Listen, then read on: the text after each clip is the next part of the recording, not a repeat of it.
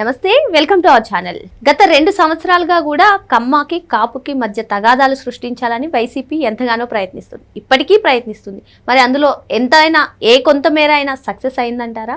తెలుసుకునే ప్రయత్నం చేద్దాం. దీన్ని విశ్లేషించేందుకు మనతో పాటుగా ఉన్నారు సీనియర్ జర్నలిస్ట్ సత్యమూర్తి గారు. నమస్తే సార్. నమస్కారం అండి. సరే, ఎప్పుడైతే అలియన్స్ ప్రకటించారో అటు బీజేపీ, టీడీపీ, జనసేన అప్పటి నుంచి కూడా అసలు ఏ విధంగా అయినా సరే కుల రాజకీయాలు కానివ్వండి, మత రాజకీయాలు కానివ్వండి ప్రయత్నించి ఆ కూటమికి మధ్య చిచ్చు పెట్టాలని ప్రయత్నిస్తుంది వైసీపీ అని చెప్తూ ఉంటారు.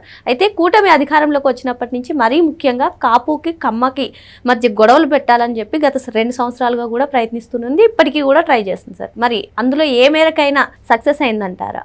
2 ఏళ్ళు కాదు కదా, 20 ఏళ్ళు అయినా అది సక్సెస్ అయ్యే అవకాశం లేదు. ఎందుకు లేదు అంటే కమ్మ కాపు తగాదాలు జరుగుతూ ఉన్నాయి కదా.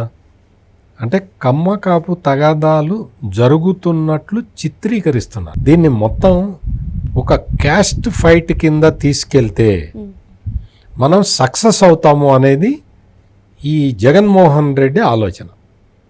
అందుకని ఏం చేస్తాడు అంటే తన మీడియా హౌస్ ద్వారా ఈ కమ్మ కాపు గొడవని ఎంత చిచ్చు రగిలేలాగా చెయ్యాలో అంత చేస్తూ ఉంటాడు. మొన్న గోరంట్ల బుచ్చయ్య చౌదరి, ఆయన చాలా సీనియర్ నాయకుడు, తెలుగుదేశం పార్టీ లీడరు. ఆయన మొన్న ఒక ప్రెస్ కాన్ఫరెన్స్ పెట్టాడు. ప్రెస్ కాన్ఫరెన్స్లో ఆయన చెప్పింది ఏంటి అంటే, అరే ఈ రప్ప నరుకుతాము, కొడతాము, చంపుతాము, ఇటువంటి మాటలు మాట్లాడద్దురా. మేము 3 సంవత్సరాల్లో అధికారంలోకి వస్తాము, అప్పుడు రప్ప నరుకుతాము అంటే ఇప్పుడు మేము అధికారంలో ఉన్నది మేము కదరా, ఆ పని మేము చేస్తే మీరు ఉండగలుగుతారా అని ఆయన అడిగాడు. గోరంట్ల బుచ్చయ్య చౌదరి చెప్పిన ఈ సెంటెన్స్లో ఏమైనా తప్పుందా? నువ్వు 3 సంవత్సరాల తర్వాత అధికారంలోకి వచ్చి మిమ్మల్ని అందరినీ నరుకుతా అంటున్నావు. మరి ఇప్పుడు అధికారంలో ఉంది తెలుగుదేశం పార్టీ కదా, మరి మిమ్మల్ని అందరినీ నరికితే? ఇది గోరంట్ల బుచ్చయ్య చౌదరి అన్నమాట. వాడెవడో ఒకడు వైఎస్ఆర్ కాంగ్రెస్ పార్టీ అధికార ప్రతినిధిట. నేనేదో చూస్తూ ఉంటే ఎవరు ఇతను ఇట్ట మాట్లాడుతున్నాడు అంటే, అతను వైఎస్ఆర్ కాంగ్రెస్ పార్టీ అధికార ప్రతినిధి అండి అన్నారు. అతను ఏమంటాడో తెలుసా? ఈ అంబటి రాంబాబు నిరాహార దీక్ష దగ్గరికి వచ్చి అతను మాట్లాడిన మాటలు ఏంటో తెలుసా? కులం చూడం, మతం చూడం, పార్టీ చూడం, వర్గం చూడం, అందరినీ నరుకుతాం అని చెప్పాడు. అంటే కులం చూడట, పార్టీ చూడట, మతం చూడట, అందరినీ నరికేస్తాట వాడు అధికారంలోకి రాగానే. ఏమి పిచ్చయ్యా, ఎంత పిచ్చితనంతో బతుకుతున్నారు మీరు. నరుకుతా, చంపుతా, నీకు జైల్లో ఎమ్మడిపడి తిప్పుతా. జగన్మోహన్ రెడ్డి అన్నాడు కదా ఏబిఎన్ రాధాకృష్ణని, నీకు ఎన్ని పోలీస్ స్టేషన్లు ఉన్నాయో అన్ని పోలీస్ స్టేషన్లో తిప్పుతా. ఏమి పిచ్చెక్కిందా మీకు? ఏంటి పిచ్చివాగుడేంటి? అధికారంలోకి వస్తే నరుకుతా అంటున్నారు కదా, మరి ఇప్పుడు అధికారంలో ఉన్న వాళ్ళు మిమ్మల్ని నరికితే మీ పరిస్థితి ఏంటి? మీరు నరకాలంటే 3 ఏళ్ళు ఆగాలి. మరి ఇప్పుడు అధికారంలో ఉన్న వాళ్ళు ఇప్పుడే నరకచ్చు కదా. ఇది గోరంట్ల బుచ్చయ్య చౌదరి చెప్పిన మాట. చెబుతూ ఆయన ఏమన్నాడు అంటే, రప్ప నరుకుతామని, తగ్గేదే లేదు అని ఇటువంటి డైలాగులు చెప్పుకుంటున్నా వాడు ఎవడైనా అమ్మటైనా కమ్మటైనా ఎవడైనా సరే వాడికి మేము ఇదే వార్నింగ్ ఇస్తున్నాము అని బుచ్చయ్య చౌదరి చెప్పాడు. ఇందులో బుచ్చయ్య చౌదరి గంట మాట్లాడాడు ప్రెస్ కాన్ఫరెన్స్. ఎక్కడా కుల ప్రస్తావన లేదు. కానీ సాక్షి వాళ్ళు బుచ్చయ్య చౌదరిది ఆ ప్రసంగంలో వాడెవడో అమ్మటైనా కమ్మటైనా ఎవడైనా సరే వాడిని మేము నరకాలనుకుంటే మేము ఇప్పుడే నరుకుతాం అన్న మాటల వరకు కట్ చేసి అది వాళ్ళ సాక్షి ఛానల్లో ప్రచారం చేసి, నేను మీకు కావాలంటే బుచ్చయ్య చౌదరి మాట్లాడిన మాటలు వినిపిస్తా. సాక్షి టీవీలో వాడేం చెప్పాడో కూడా వినిపిస్తా. మొత్తం కాపులందరినీ నరుకుతాట. బుచ్చయ్య చౌదరి కాపులకు వార్నింగ్ ఇచ్చాడు. బుచ్చయ్య చౌదరి కాపుల్ని నరుకుతా అన్నాడు. బుచ్చయ్య చౌదరి కాపుల్ని వేటాడుతా అన్నాడు. కాపులు ఎప్పుడైతే కూటమి ప్రభుత్వం అధికారంలోకి వచ్చిందో ఆ రోజు నుంచి కాపులకి మొత్తం నరకమే కనపడుతున్నది. కాపులకి మొత్తం అసలు మనశ్శాంతి లేకుండా పోతున్నది. కాపుల్ని ఎక్కడా ఎవరు కూడా ఉండనివ్వట్లేదు. కాపులకి అది జరుగుతుంది, కాపులకి ఇది జరుగుతుంది అని వార్త రాశాడు. రాసి అది చదివారు. అది ఒక యాంకర్ తోటి చదివిచ్చారు. ఆ వార్త ప్రసారం చేశారు. అంబటి రాంబాబు కాపు నాయకుడు అని చెప్పాడు. కాపు నాయకుడైన అంబటి రాంబాబుకి మనశ్శాంతి లేకుండా చేస్తున్నారంటాడు. కాపు నాయకుడైన అంబటి రాంబాబుని ఇంత అవమానిస్తారా అంటాడు. అవన్నీ ఎవరన్నారు? ఎక్కడన్నారు? అంబటి రాంబాబు వచ్చి ఎవరో చెప్తూ ఉన్నారు, అంబటి రాంబాబుకి 3 కూతుళ్ళు ఉంటే ఆ 3 కూతుళ్ళు 3 అల్లుళ్ళు కమ్మోళ్ళట. ఆయన కాపు నాయకుడు అని చెప్పి ప్రచారం చేస్తాడు ఈ జగన్మోహన్ రెడ్డి. అంబటి రాంబాబు ఏ రోజు కూడా నేను కాపు నాయకుడిని అని చెప్పుకోవాలి. చాలా రాజకీయ జీవితం చాలా ఉంది కదా. మొదటిసారి రేపల్లులో గెలిచిన దగ్గర నుంచి మధ్యలో ఒక 20 ఏళ్ళు గ్యాప్ తర్వాత సతెనపల్లిలో గెలిచిన తర్వాత కూడా అతను ఏ రోజు కాపు నాయకుడిని అని చెప్పుకోలే.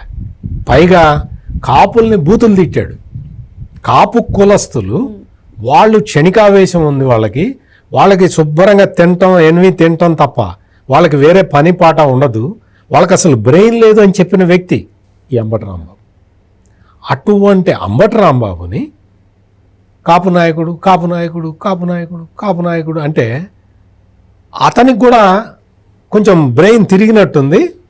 అంబటి రాంబాబు మొన్నటి నుంచి మొదలుపెట్టాడు, నాలాంటి కాపు నాయకుడిని అంట మొదలుపెట్టాడు. అంటే ఈ మొత్తం అంటే ఈ క్యాస్ట్ జగన్మోహన్ రెడ్డిని నడిపే ఈ క్యాస్ట్ మాఫియా అంబటి రాంబాబు బ్రెయిన్ని ఎట్లా పాలిష్ చేసిందో చూడండి, ఎట్లా హైజాక్ చేసిందో చూడండి.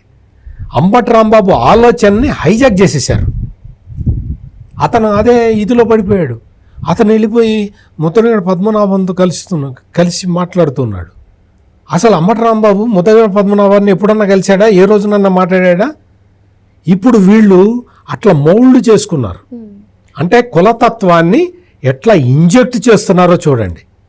అటువంటి అంబటి రాంబాబు చంద్రబాబు నాయుడిని బూతులు తిడితే ఆ బూతులు తిట్టిన దాన్ని అతను కారులో కూర్చొని తిట్టాడు.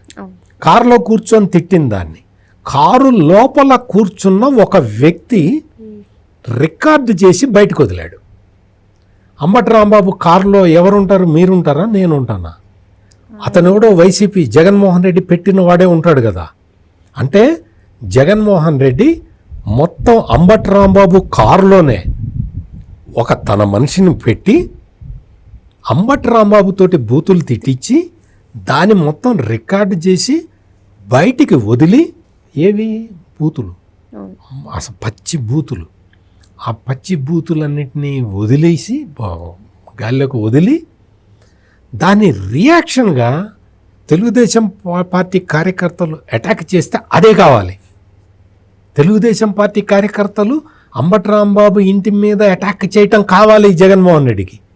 మొత్తం ఆర్కెస్ట్రేటెడ్ ఒక డ్రామా ప్రకారం మొత్తం చేసి ఆ తర్వాత అంబటి రాంబాబు లాంటి కాపు నాయకుడు అని చెప్పటం మొదలుపెట్టాడు. మొదలుపెట్టిన తర్వాత ఆ ట్రాన్స్లోకి వెళ్ళిపోయిన అంబటి రాంబాబు నేను కాపు నాయకుడిని అని చెప్పుకుంటున్నాడు. ఇదే అంబటి రాంబాబు అంతకు ముందు ఏం చెప్పాడు అంటే, నేను కాపు నాయకుడిని అని చెప్పుకుంటే నేను రేపల్లలో గెలిచేవాడిని కాదు, నేను సత్తెనపల్లిలో గెలిచేవాడిని కాదు, నేను ఇంకెక్కడా గెలిచేవాడిని కాదు, నాకు గెలిచే అవకాశం ఉండదు. కాపులు ఎక్కడున్నారు? ఇక్కడ కాపులు లేరు, కాపులు నాకు ఓట్లేరు అని చెప్పిన అంబటి రాంబాబు ఈ రోజున నేను కాపు నాయకుడిని అనే స్థాయికి వచ్చాడు. అంటే అతని బ్రెయిన్ని జగన్మోహన్ రెడ్డి ఎట్లా వాష్ చేశాడో చూడండి. ఇవన్నీ చేశాడు కదా. ఇవన్నీ చేసిన తర్వాత ఇంకా నెక్స్ట్ ఏం చేయాలి? ఈ కమ్మ కాపు గొడవని అల్టిమేట్గా తీసుకెళ్ళటానికి బుచ్చయ్య చౌదరి అనని మాటల్ని తీసుకొచ్చి ఒక స్పెషల్ స్టోరీ పెట్టి మొత్తం మార్కెట్లోకి దాన్ని వదిలాడు. ఇంత వదిలి తర్వాత ఏం చేశాడు, మొత్తం పిఠాపురం నియోజకవర్గంలో వర్మకి ఈ పెండెం దొరబాబు ఉన్నాడు, అతనికి తగదా ఉన్నట్టు పెట్టాడు. మొత్తం పెండెం దొరబాబు ఖచ్చితంగా ఎలక్షన్ల ముందు వరకు వైసీపీలో ఉన్నాడు, జగన్మోహన్ రెడ్డి శిష్యుడు. ఈ పెండెం దొరబాబు పవన్ కళ్యాణ్కి వ్యతిరేకంగా మాట్లాడాడు. పవన్ కళ్యాణ్ని ఓడించడానికి ప్రయత్నం చేసిన వ్యక్తి పెండెం దొరబాబు.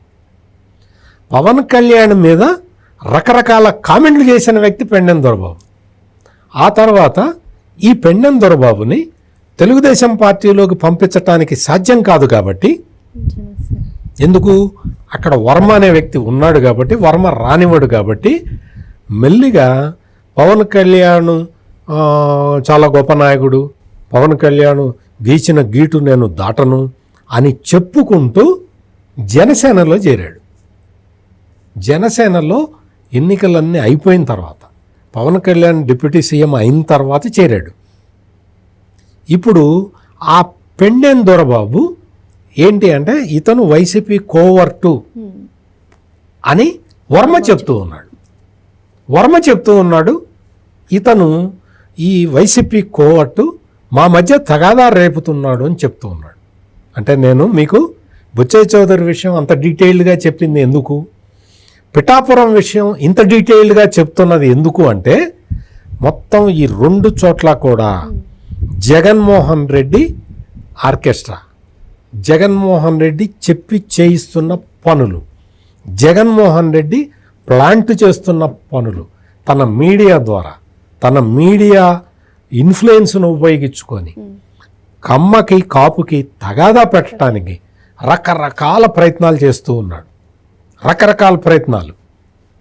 నేను ఒకటే చెప్తున్నా, జగన్మోహన్ రెడ్డి ఇటువంటి ప్రయత్నాలు, ఇటువంటి కుట్రలు ఇంకొక 20 ఏళ్ళు చేసినా ఇక్కడ పొలిటికల్ స్టెబిలిటీ ఉన్నది జగన్మోహన్ రెడ్డి. చంద్రబాబు నాయుడు కానీ, పవన్ కళ్యాణ్ కానీ, నరేంద్ర మోడీ కానీ వాళ్ళు ఒక యాంగిల్లో ఆలోచిస్తూ ఉన్నారు. వీళ్ళు ఆలోచించే యాంగిల్ ఏంటి, ఆంధ్రప్రదేశ్ సర్వనాశనం అయిపోయింది, దీన్ని డెవలప్ చేయాలి. ఎందుకు చేయాలి, మొత్తం భారతదేశంలో ఉన్న ఏ రాష్ట్రం వెనకబడ్డా మొత్తం దేశం మొత్తం వృద్ధి రేటు మీద ఎఫెక్ట్ పడుతుంది కదా. అలా పడకుండా ఉండాలంటే అన్ని రాష్ట్రాలని ఒక సమాన దీంతో ముందరికి తీసుకెళ్ళాలి అని నరేంద్ర మోడీ ఆలోచిస్తున్నాడు. కాబట్టి ఆంధ్రప్రదేశ్కి ఒక డ్రైవింగ్ ఫోర్స్గా చంద్రబాబు నాయుడిని పెట్టాడు. కాబట్టి ఇటువంటివి ఏవి జరగకుండా, ఈ క్యాస్ట్ పాలిటిక్స్ నడవకుండా, ఈ కమ్యూనల్ పాలిటిక్స్ నడవకుండా అన్ని రకాల చర్యలు తీసుకుంటున్నారు. అందుకనే ఈ జగన్మోహన్ రెడ్డి ఎంత ప్రయత్నం చేసినా ఇప్పుడు ఎట్లా రెచ్చగొట్టాడు, ఆ మధ్యకాలంలో క్రిస్టియన్లను ఎట్లా రెచ్చగొట్టాడు, ఎంత ప్రేరేపించాడు. మొత్తం ఆకివీడులో ఏం జరిగింది, రామాలయం కట్టకుండా ఎట్లా అడ్డుకున్నాడు. ఇంకొకటి, ఒక టెంపుల్ ఉమ్మడి అనంతపురం జిల్లాలో ఒక టెంపుల్ని రెనోవేట్ చేయటానికి దాన్ని అక్కడి నుంచి డిస్మాండిల్ చేశారు. కొత్త ఇది కట్టడానికి ఆగమ శాస్త్ర ప్రకారం ఎండోమెంట్స్ డిపార్ట్మెంట్ పర్మిషన్ మేరకు కొంతమంది ధార్మికవేత్తలు చెప్పిన దాని ప్రకారం అన్ని జాగ్రత్తలు తీసుకొని టెంపుల్ని అక్కడి నుంచి డిస్లొకేట్ చేస్తూ ఉంటే ఆ వీడియో తీసి చంద్రబాబు నాయుడు దేవాలయాల్ని కూలగొడుతున్నాడు అని ప్రచారం చేశాడు. ఇదే జగన్మోహన్ రెడ్డి. అంటే ఇటువంటివి రకరకాల ప్రయత్నాలు చేస్తూ ఉన్నాడు. మతాల మధ్య ఘర్షణ తీసుకురావాలని ప్రయత్నం చేస్తున్నాడు. కులాల మధ్య ఘర్షణ తీసుకురావాలని ప్రయత్నం చేస్తూ ఉన్నాడు. మొత్తం మావిగన్ అనే ఒక దిక్కుమాలిన ఐడియా తీసుకొచ్చి ప్రాంతాల మధ్య విభేదాలు సృష్టించాలని ప్రయత్నం చేస్తూ ఉన్నాడు జగన్మోహన్ రెడ్డి. నువ్వు ఎన్ని ప్రయత్నాలు చేసినా, నువ్వు ఎన్ని రకాలుగా నీ మీడియాను ఉపయోగించుకొని నీ డబ్బుల పవర్ తోటి నువ్వు సోషల్ మీడియాని ఎంత మ్యానిపులేట్ చేసినా వాస్తవాలు ప్రజలకి తెలుసు. నువ్వు ఏమీ చేయలేవు. మరో అంశంతో మళ్ళీ కలుద్దాం. Thank you sir. నమస్కారం.